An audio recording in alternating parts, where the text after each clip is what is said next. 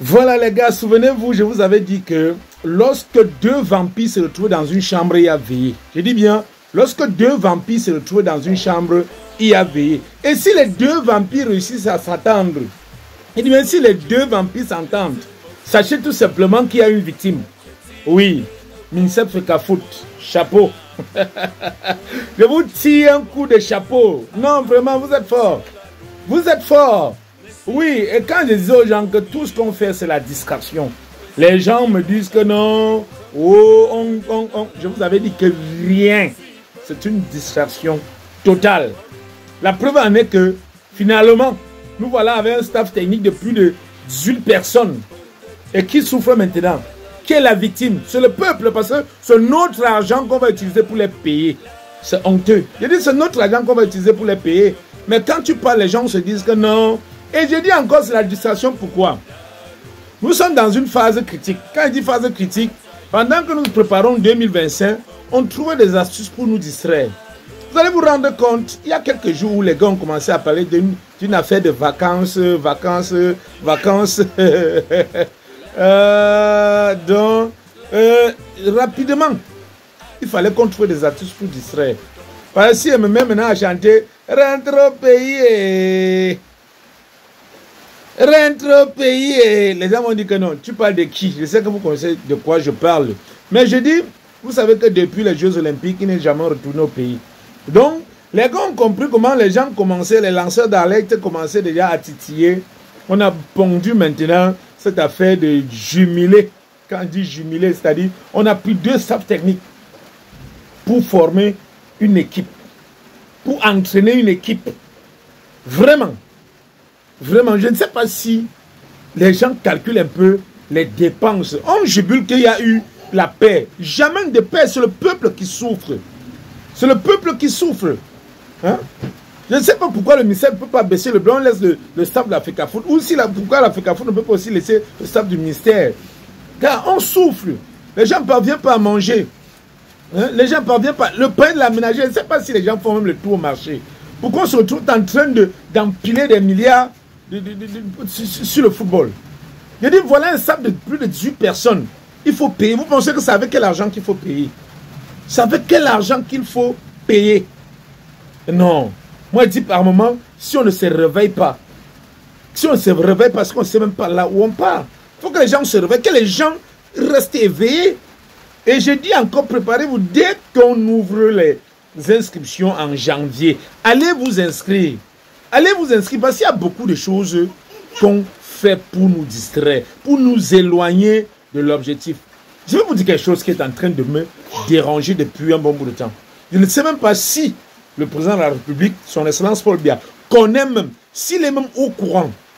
Lorsqu'on avait lancé les projets structurants, on a lancé les barrages hydroélectriques qu'on devait construire pour pallier aux problèmes énergétiques dans notre pays. Alors, les gens sont allés dans le barrage de Mekim. Oh oui, c'était un barrage que les gars nous avaient dit. Spécialement, ce barrage devait résoudre le problème d'énergie à Vormeka. Et au départ, le barrage était prévu pour 15 mégawatts, sauf si je me trompe. Mais je pense que c'était 15 mégawatts. Oh oui, avec un budget de 24 milliards. Et on devait livrer en 2000, je pense que ça devait être 2015. Alors, le barrage finalement a coûté 34 milliards. Je dis encore, je peux me tromper des chiffres, mais je sais que ça a coûté plus. 34 milliards. Et on a livré le barrage, je pense, 4 ans ou 5 ans après le délai qu'on nous avait donné. Ça ne suffisait, autant pour moi, ça ne suffit pas. Vous allez vous rendre compte que quelques temps après, on est venu encore nous dire que ce barrage ne fonctionne plus. On dit que l'autre jour, l'eau a fait quoi? Ça a gâté les turbines. La question dont je pose, lorsqu'on parle du barrage, on a besoin d'eau. Comment est-ce que l'eau vient encore gâter un barrage? Comment est-ce que l'excès d'eau gâte un barrage alors que le barrage a besoin d'eau? Et du coup, ça ne fonctionne plus depuis. Ça ne fonctionne plus depuis. Voilà encore quelque chose que je ne sais pas. Lorsque on nous dit encore qu'il n'y a que le stade de Fandena et le stade de Kwekom qui sont prêts pour accueillir les matchs. J'ai dit encore, est-ce que le chef de l'État est au courant? Il y a un stade qu'on avait dit qui devait s'appeler stade Paul Biya, en son nom. J'ai dit bien, on devait donner son nom à ce stade. Aujourd'hui, c'est devenu le stade Olembe. On parle même du stade Olembe, alors qu'au départ, c'était le complexe sportif d'Olembe. Qu'est-ce qu'on en pense de ça? Qu'est-ce que lui, quand il s'assoit, il se demande les projets qu'on fait à son nom. Pourquoi ce projet ne marche pas? Pourquoi on reste là à regarder? Après, on va nous parler de propagation de fausses nouvelles. On va nous parler des choses. Non. Moi, je dis, à un moment, il faut qu'on se regarde dans un miroir. Voilà la route de Yabassi. Voilà la route de Yabassi. Qu'on a livré, il y a pas, ça ne fait pas combien de temps là. Cette route s'est gâtée. Ça s'est effondré. Et le ministre a eu le courage de venir se placer là et nous dit que ce n'est pas le problème des techniciens. Cette route était bien faite. Non, franchement. À un moment, j'ai dit, réfléchissons, pensons à l'avenir. Quand on fait ça, vous pensez que le pays va rester comme ça? Pensez un jour que ça peut changer. Ou encore que vos enfants, ou les enfants de vos enfants auront l'histoire du pays. Vraiment. Je voulais profiter également, juste parce que aujourd'hui, je voulais juste profiter pour titiller un peu et dire aux gens que je me suis réveillé ce matin et les enfants m'ont dit que j'avais 1 an de plus, que c'était le jour de mon anniversaire. Voilà. Pendant ce temps, je sais que beaucoup de gens attendent que les appelle pour fêter.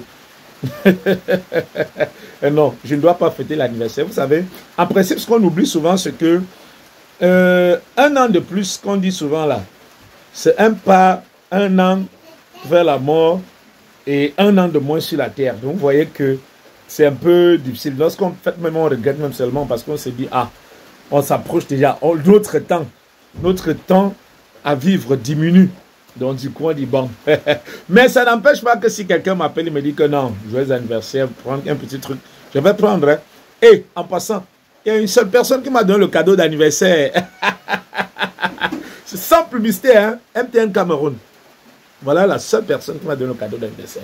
Je me suis réveillé, j'ai vu MTN m'a donné 5000 francs comme cadeau d'anniversaire.